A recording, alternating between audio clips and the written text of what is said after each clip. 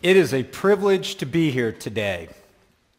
I traveled here from the United States primarily so that I could meet with many of you and meet with many folks in your government who are on the front lines fighting against cyber attacks every single day.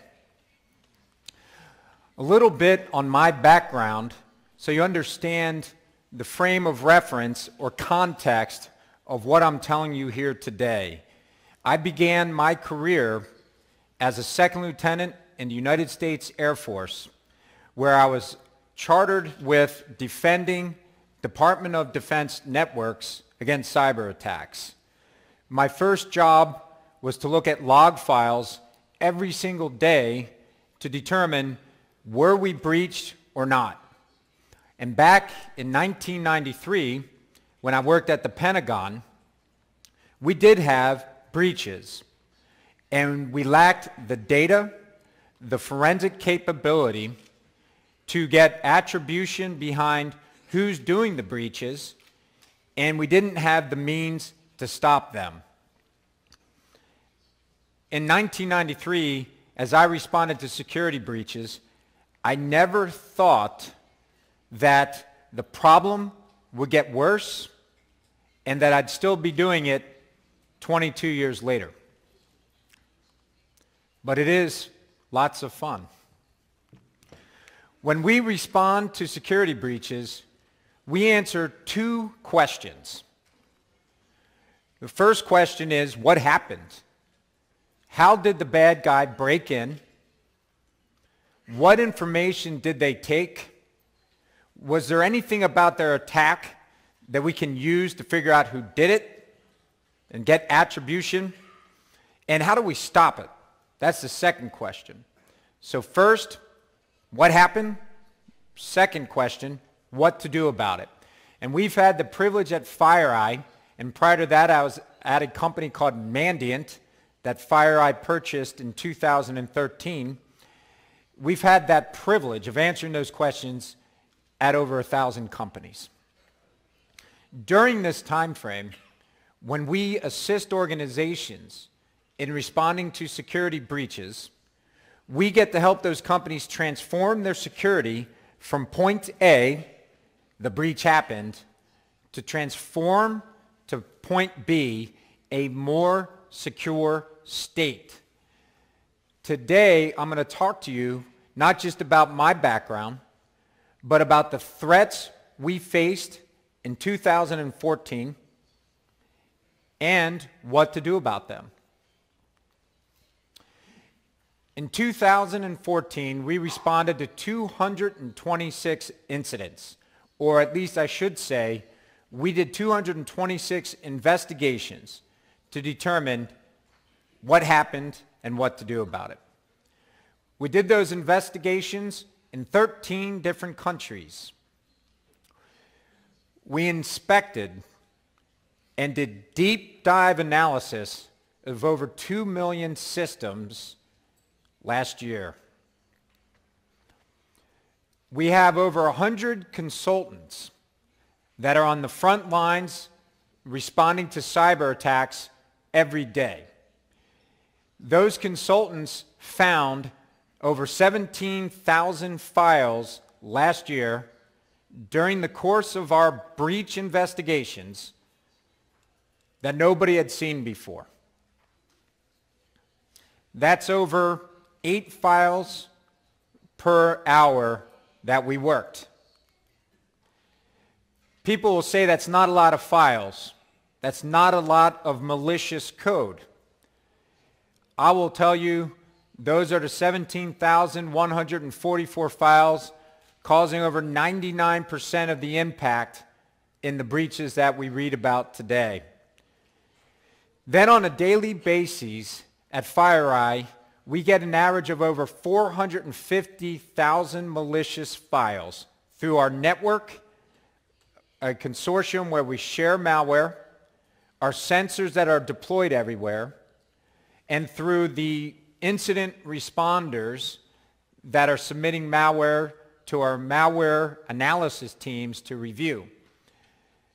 So we see a lot of malware.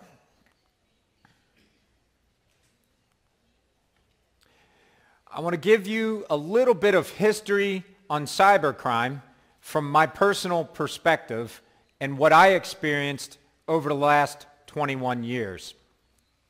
In 1993 through 1998, the incidents I responded to were governments attacking governments, and I responded on behalf of the United States Air Force to breaches into military bases during that time frame. We did not concern ourselves with the attractive nuisances, with the breaches that did not have much impact, such as web defacements or something like that. We only responded to government-on-government intrusions. In 1998, I left the military and went to a company, and we responded to incidents that started taking on a different flavor. We started responding to Eastern Europeans compromising networks to make money. And the attacks suddenly went from Unix machines hacking into Unix machines to Windows-based malware and attackers using Windows operating system to compromise Windows systems. In 2003, I saw another shift, a shift change in what I was responding to that led me to start the company Mandiant in 2004. That shift was that we saw military units in China start to compromise non-government targets around the world. I recognize that is an unfair fight. When people who badge into work in a military uniform then hack into Campbell's Soup or a media and entertainment company or any other private sector organization that simply isn't ready to withstand an attack with the sophistication a military organization can have. And so we responded to lots of breaches between 2003 and today that I would attribute to Chinese cyber espionage. And of course the Russians were always doing it, but their rules of engagement are different than what we've observed the Chinese use over the years. In 2013, we saw what I consider the fourth change or shift change in the intrusions that I responded to and our teams responded to, is that we saw a direct correlation or relationship between geopolitical events and attacks, cyber attacks. Specifically, in August of 2013, the United States has a military doctrine where if any chemical weapons are used anywhere in the world, that crosses a red line, and we will intervene with force, with boots on the ground. That event occurred in August of 2013 when pro-Assad soldiers used chemical weapons against Syrian rebels. The United States chose not to abide or adhere to their doctrine, but we did threaten potential armed combat in Syria. The response to the United States even threatening armed combat in Syria led to cyber attacks by the Syrian Electronic Army, a pro-Assad group that threatened to attack our financial services and other critical infrastructure and cause damage or harm in cyberspace should U.S. military intervene in the Syrian rebellion. So fast forward to today, we now see a direct correlation or relationship between conditions in the Ukraine and the attacks being conducted by what we would attribute to state-sponsored Russian attacks. So I'm going to share with you what I learned in 2014 from these 226 investigations that we did. The first lesson: if your network can be compromised, it will be compromised. There are automated programs on the internet, carpet bombing networks with automated attacks looking for vulnerable systems. If these programs can break in, they will break in. That does not mean each breach has impact or consequence. But there's a lot of noise on the internet that we will want our security programs to quash and make not a problem. So all of us in this room will want a good enough security posture to eliminate the white noise that is created by these automated attacks. There are no risks or repercussions to compromising systems in South Korea or systems in Germany or compromising systems in the United States if you hack from these 4 countries. Right now, in many of the intrusions we respond to, we know exactly who conducted the intrusion. We know where they live. We know their names. We know the buses they take to class or to work. But they continue to hack in the United States unabated from Russia or China or Iran or North Korea. This list will grow. And many people ask me, why don't I put the United States flag on this sign?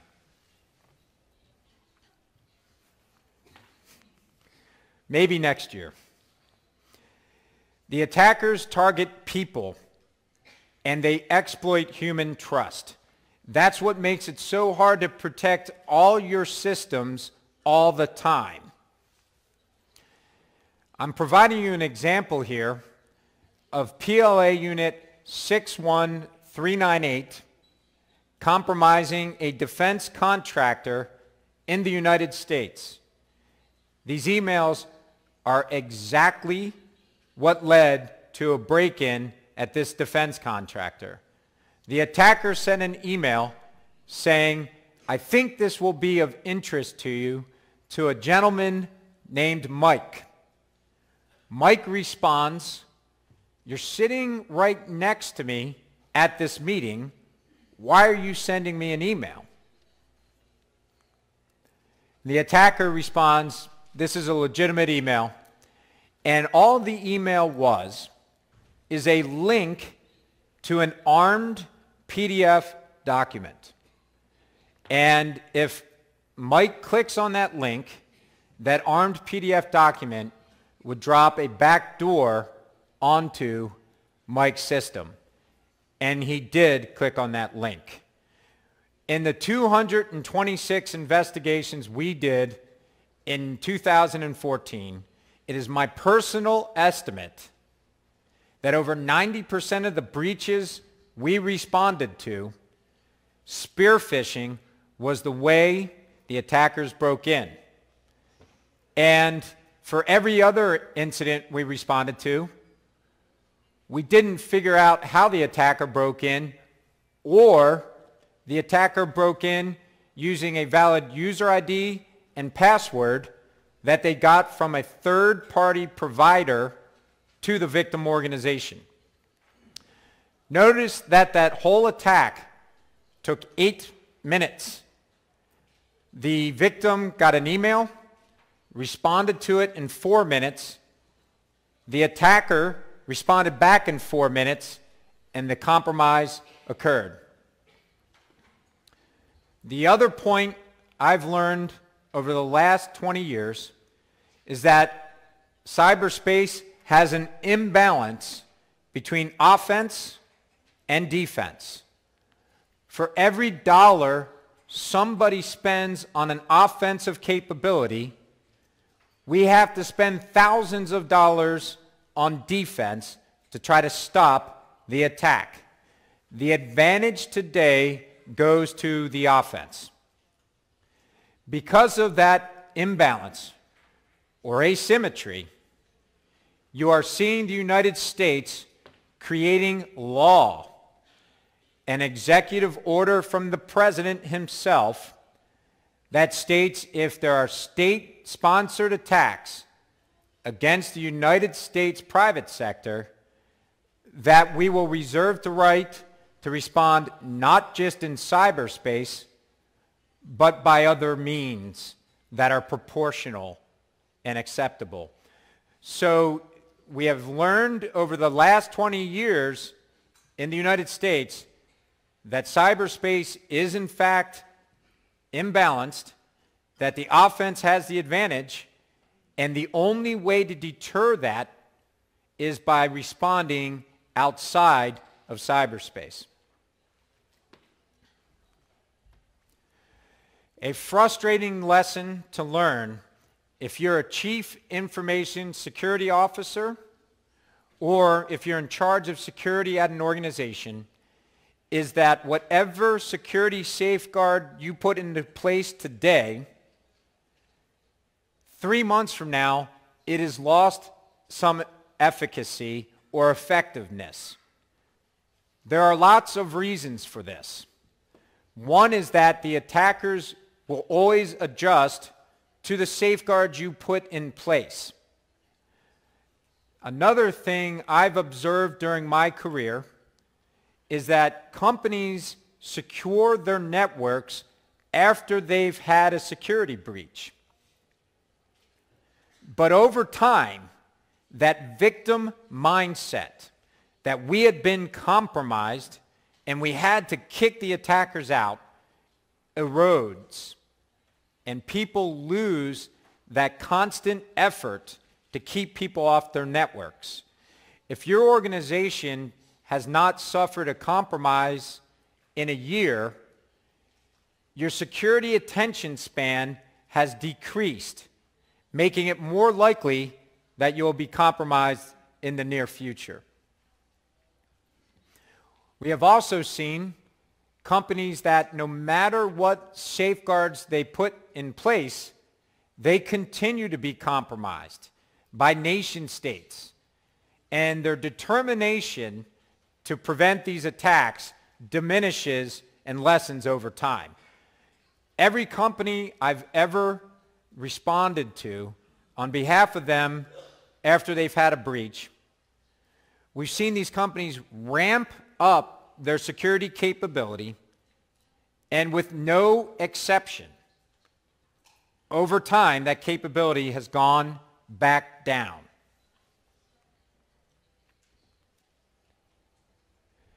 If you've been compromised, and this is very true in the United States, and I don't know how true it is here in South Korea, but if you've been successfully hacked in the United States, and you know it, somebody else knows it as well. Right now, if there's an intrusion in the United States into an e-commerce site, a large retailer, or the defense community, or a bank, a lot of times these organizations learn they were breached the same day the United States public is learning these organizations have been breached.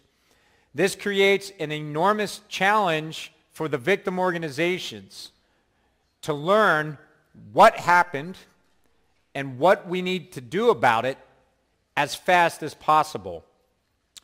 There are tremendous penalties in the United States if you've been breached. Those penalties are normally shareholder lawsuits and consumer-based lawsuits, and they tie companies up for years in this legal battle.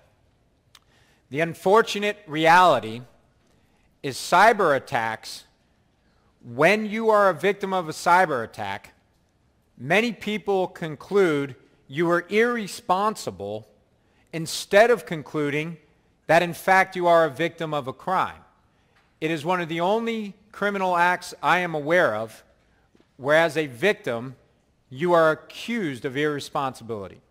And hopefully over time, we can sway that opinion from, if you're compromised and you know it, that you are in fact a victim and not irresponsible.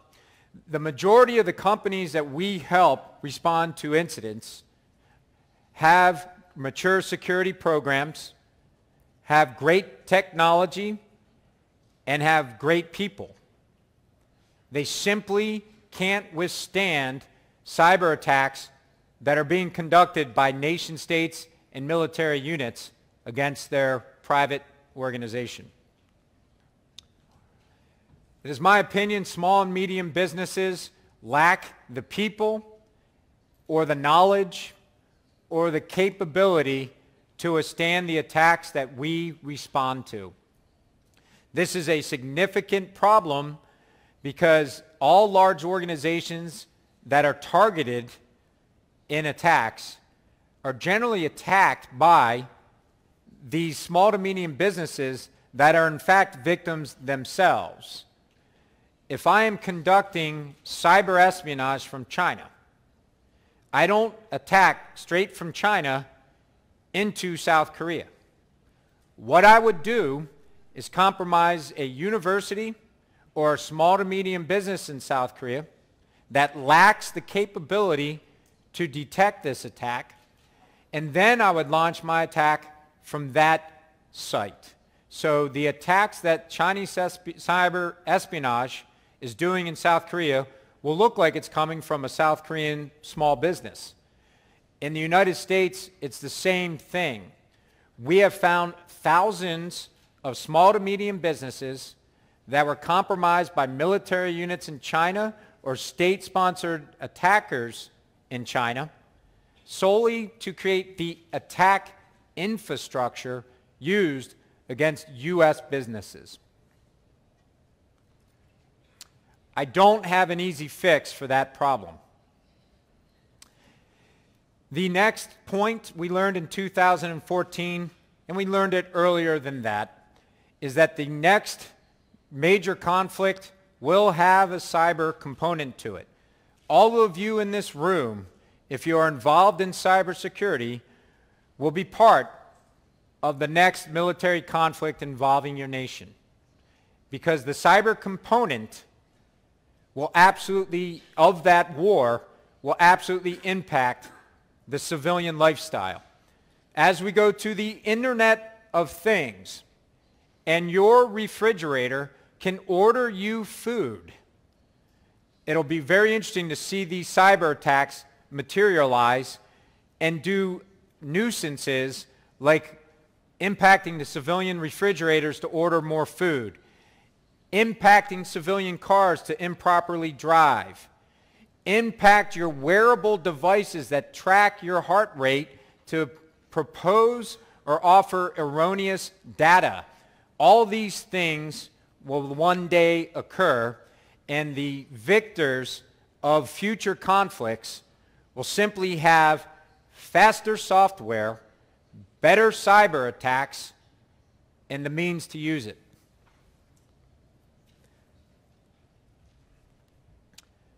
I'm going to focus now on cyber espionage, and then after a specific case on cyber espionage, talk about the top 4 threats we face by their sophistication.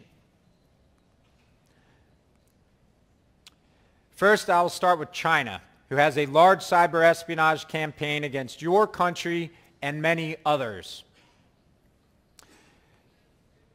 In 2013, the New York Times was compromised by a Chinese military unit. Unlike many victim companies, they could go public about it and not suffer severe consequences for telling people. The New York Times put in their press that we were compromised by China and that some consultants believe it was the Chinese military that did the attack. Those consultants were us. We planted that text in the article. The Chinese responded to that article by saying it is groundless and baseless to accuse our Chinese military of launching these attacks. That's the first time that the Chinese admitted the attacks were in fact coming from China. You have to think about that for a minute. But we said the attack was the Chinese military, and they responded, it wasn't our military. That's good. They finally admitted the attacks were actually coming from China. But that's not enough. So what we did is in February of 2013, my former company Mandiant released a report on what we referred to as APT Group 1, otherwise known as PLA Unit 61398. In this report, we had the privilege of responding to 141 companies in the United States alone that had been compromised by this PLA unit. These companies were in over 20 industries. One was a university. One made soft drinks. One made missile systems. One was a telecommunications provider, oil company, refinery, insurance company, bank. The fact is, I can't think of an industry they did not compromise. The statistics we had technically were overwhelming that the attacks that we responded to at 141 companies, all those attacks led back to people who used the Chinese character set on their keyboard, and they were in Shanghai. The number one backdoor that PLA Unit 61398 used was Windows Remote Desktop. That is a program that ships with Microsoft Windows that allows remote access. When you use Remote Desktop to log into a network, you have to have a user ID and a passphrase. When PLA Unit 61398 used Remote Desktop Protocol, or RDP, they gave us the host name of the machine doing the connection in the Chinese character set. They gave us the keyboard setting that was Chinese character set for thousands of connections over 7 years. So we were very confident that we were right that there was a military unit compromising our private sector. We also used Google to investigate PLA Unit 61398. And just Googling for in the Chinese character set 61398, we found resumes. And some of these resumes said, I used to work at Unit 61398. They taught me to speak English. They taught me to hack. That was very helpful for us to understand the mission of that military unit. They also tried to compromise my company. This was an email that proposed to come from me to 2 of our employees. It wasn't me that sent the email. If you clicked on the details click here, you would download an armed PDF document. The attack didn't work. Every time we've seen the military units in China conduct cyber espionage, they've broken in using spear phishing. That's their number one way to break in. And how they do it is they send an email that looks to come from somebody you know, and the email has an armed office document in it, or an armed PDF document, or a link to a malicious office or PDF document. When we released our public report, the Chinese government responded by confirming we were right. No, I wish that's the truth. They responded by chasing away reporters that went to Shanghai to see the office buildings used by PLA Unit 61398. The United States Senate made public statements confirming that we were correct. We did this in hopes that we would change the behavior of Chinese cyber espionage. Specifically, when the United States hacks and does offensive capabilities, we do so for security purposes, and we stay primarily government on government, and that's our targeting. What we observed the Chinese espionage units doing is hacking companies doing mergers and acquisitions in China, as well as hacking companies that were litigious against Chinese state-owned entities. So if your company may sue a Chinese company, their government would compromise you to gain unfair leverage in that litigation. We felt that all the technical solutions were being circumvented by PLA Unit 61398 because the companies they were hacking were multinational, had thousands of end users, and it was very hard to protect thousands and thousands of people when the bad guy only needs to break into one of them to get into the crown jewels of an organization. The slide I'm showing you right now shows you the impact the Mandiant report had when it was publicized and exposed PLA Unit 61398. The dots in the bottom left are all the IP addresses and domain names we knew the PLA unit was using. The dotted line is the date we released our report exposing the unit. They never used the IP addresses and domain names that they were using prior to the report ever again. So we had impact. We changed their methods when we released this report. But we also created thousands of new victim organizations because all PLA Unit 61398 did is they stopped hacking for approximately 43 days, then started hacking again. Today it's at the same levels it's always been at.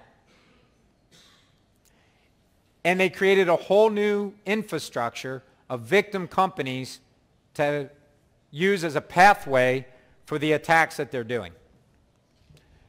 So the lesson is the problem is here to stay. In 2014, the sovereign nation of the United States made the same accusation Mandiant made by indicting 5 Chinese soldiers in PLA Unit 61398. This was done as a gesture to say, we know what you're doing. Can we have a dialogue to come up with rules of engagement that are more acceptable for cyber operations? Russia, probably the best hackers in the world. At Mandiant, we had an 8-year time frame where every breach we responded to, we did not attribute to the Russian government. We had no visibility into what they were doing. In the late 1990s, I had the privilege to respond to the Russian government hacking the American military. In 2013 and 2014, we started responding to breaches by the Russian government again. The events that occurred that prompted this are the information released by Edward Snowden and the conflict in the Ukraine. we have seen the Russian government turn up the frequency of their intrusions, and they used to do great counter-forensics. They used to, when we responded to them, stop their activities. Today, they're doing slightly less counter-forensics. They are not stopping their activities when we catch them, hacking U.S. organizations or Eastern European governments or Western European governments. And that means they have changed their rules of engagement in cyberspace after 15 years. And the only reason why is because of the geopolitical situation in the world today.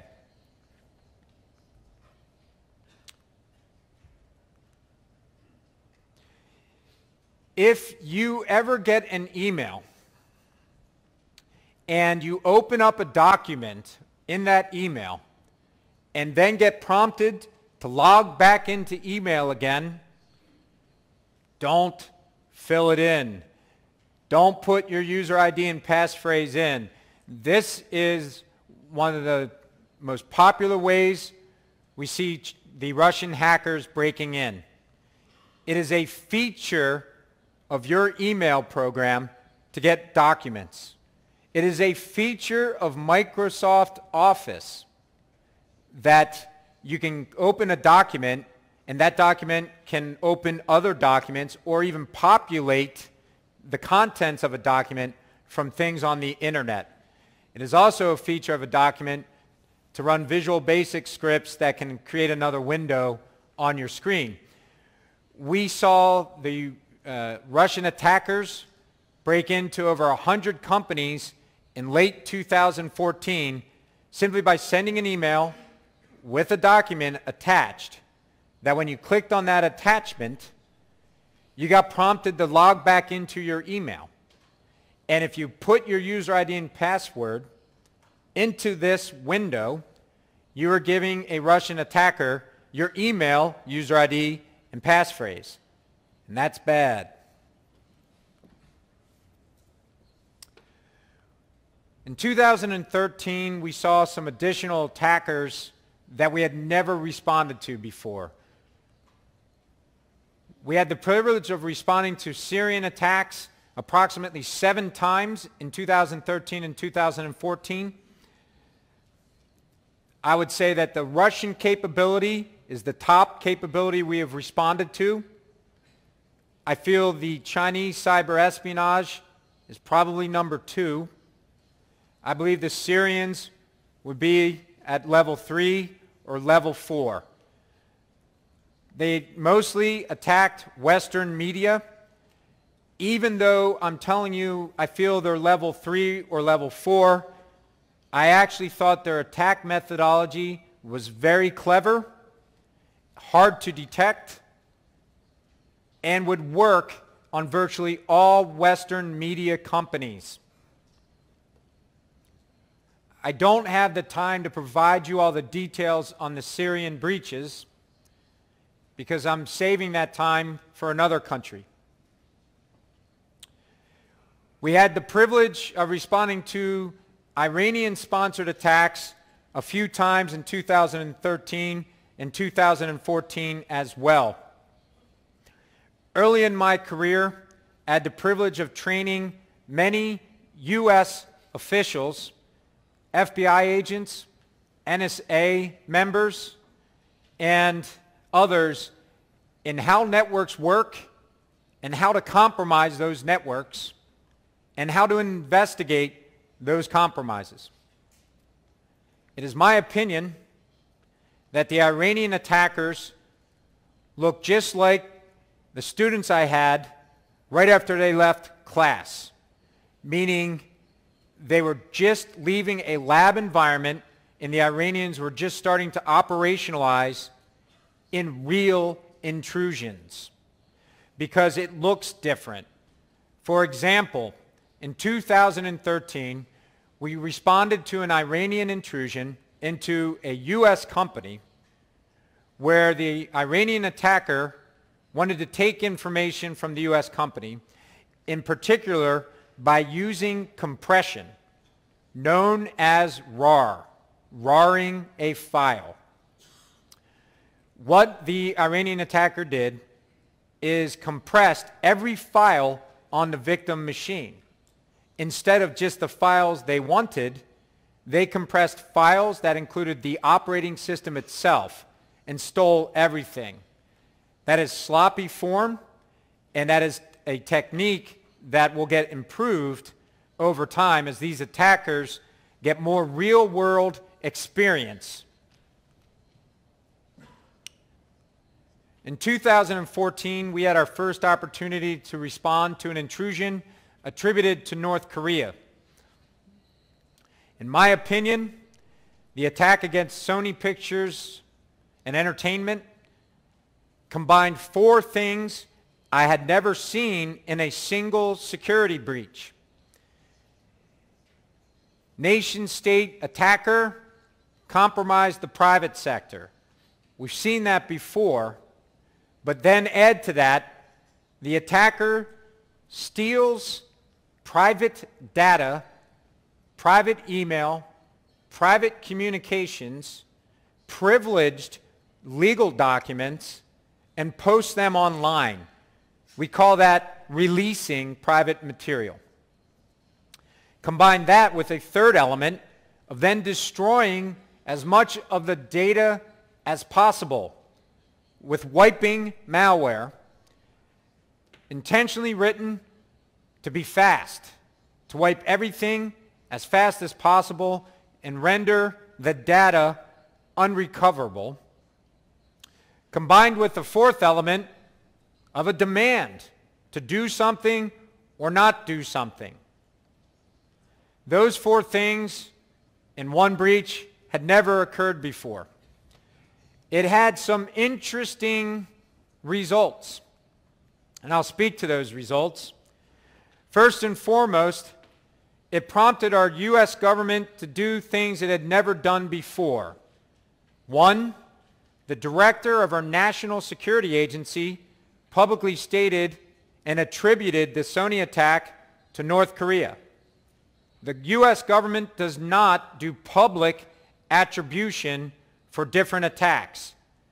They don't step out publicly and say, here's who hacked J.P. Morgan Bank, or here's who hacked Citibank, or here's who hacked Home Depot, a popular retailer.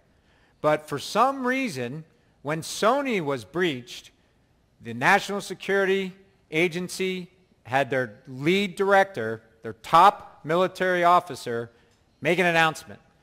If that's not enough, the president made the same announcement. That is unprecedented in U.S. history.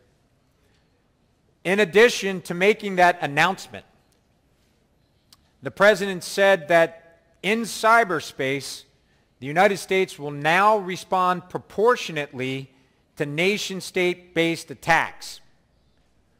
We don't know what proportionate means. It is ill-defined. But even that is acting as a deterrent because people don't know what we will do the next time we have a breach like the Sony breach. Although it's ambiguous, it is still the first time we have ever made that statement at the presidential level. It also, during a statement, the president said that proportional does not mean we will limit our response to cyberspace.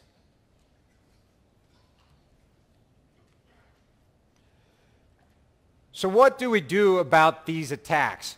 Because the conclusion that I'm giving you for 2014 is that the majority of the threats are now state-sponsored.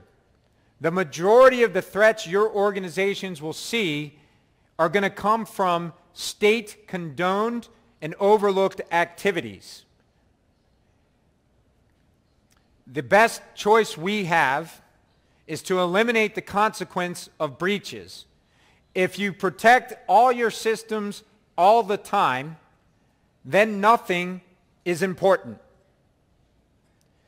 The goal is to protect the systems that matter the most, to create a secure section of your networks that prevent compromises from having significant impact. For example, if you can't or you decide not to lose credit card data because you're a retailer or e-commerce site, you may state that we will not lose credit data. We will create a secure section of our network for credit data, and we'll make sure nobody can break into that section. So that even if somebody spear phishes one of our employees, that spear phishing can't lead to the loss of credit data. Every organization represented here today, you should all know what threats you do not want to have become a reality on your networks. And make sure your security programs are tailored so those threats do not become a reality. And the best way to do that is know which systems are the most important, what data is the most important, which of your customers are the most important, who of your employees have the most important communications and data, and make sure that those systems, that data, that information is so well safeguarded that should it be breached, you're the first to know and not anybody else, and you can eliminate the impact. I will leave you with the final thought that it is the goal of every company, should that security breach that's inevitable become a reality, to make sure you withstand third-party inspection from regulators, your government, your shareholders, even your employees may inspect what did we do to try to eliminate the impact of a breach. I am here in Korea for the next 2 days because we know the importance of international cooperation to be able to attribute any attack that happens against any of your companies to the rightful person who did the attack. If we want to know if North Korea hacked a private sector company in the United States, the answer may very well lie here in South Korea, working with your law enforcement, your intelligence agencies, and your government officials. And the same thing can happen in reverse. I thank you very much for your time.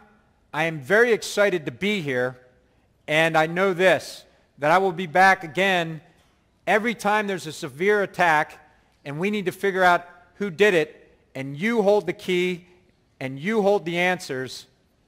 We will be here. If you ever need to come to the United States to learn who's behind an attack, what's the best threat intelligence, please give us a call. Thank you.